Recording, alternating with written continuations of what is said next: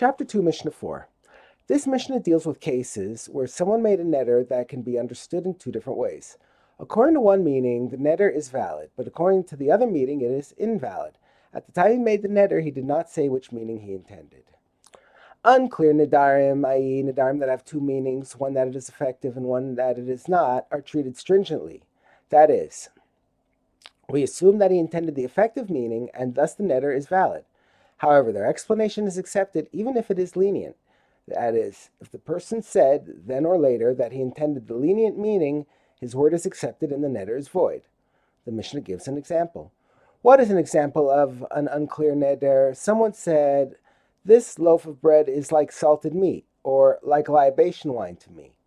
If he explained that he vowed referring to the meat and wine offered to heaven, the loaf is prohibited, because such meat and wine are forbidden by a person's declaration. But if he explained that he vowed referring to meat and wine offered to idols, the loaf is permitted, because the meat and wine are forbidden by the Torah, without a person's declaration.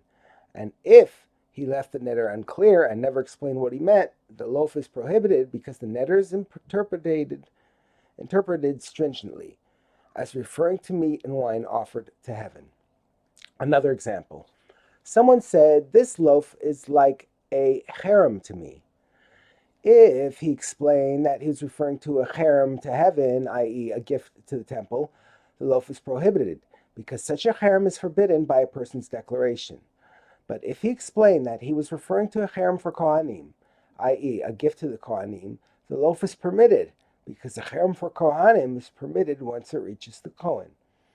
And if he left the neder unclear and never explained what he meant, the loaf is prohibited, because the neder is interpreted stringently, as referring to a cherem from heaven, a cherem to heaven. A third example. Someone said, this loaf is like meiser to me. If he explained that he vowed referring to meiser behemia, the loaf is prohibited, because meiser behemia is forbidden by a person's declaration. But if he explained that he was referring to the meiser of produce and granary, i.e. meiser rishon, the loaf is permitted, because meiser rishon is permitted. And if he left the neder unclear and never explained what he meant, the loaf is prohibited, because the neder is interpreted stringently as referring to meiser behema. A fourth example. Someone said, this loaf is like terumah to me. If he explained that he vowed referring to the terumah of the temple chamber, i.e. the coins designated for buying offerings, the loaf is prohibited, because the terumah of the temple chamber is forbidden by a person's declaration. But if he explained that he was referring to the terumah of the produce of a granary, of produce in a granary, the loaf is permitted, because terumah of produce is forbidden by the Torah. And if he left the neder unclear and never explained what he meant, the loaf is prohibited, because the neder is interpreted stringently, as referring to terumah of the temple chamber. These are the words of Rebbe Meir. The view of another Tana. Rabbi Yehuda says, if someone in Judea made an unclear reference to terumah, this loaf is like terumah to me. The loaf is prohibited for the reason given in the previous paragraph.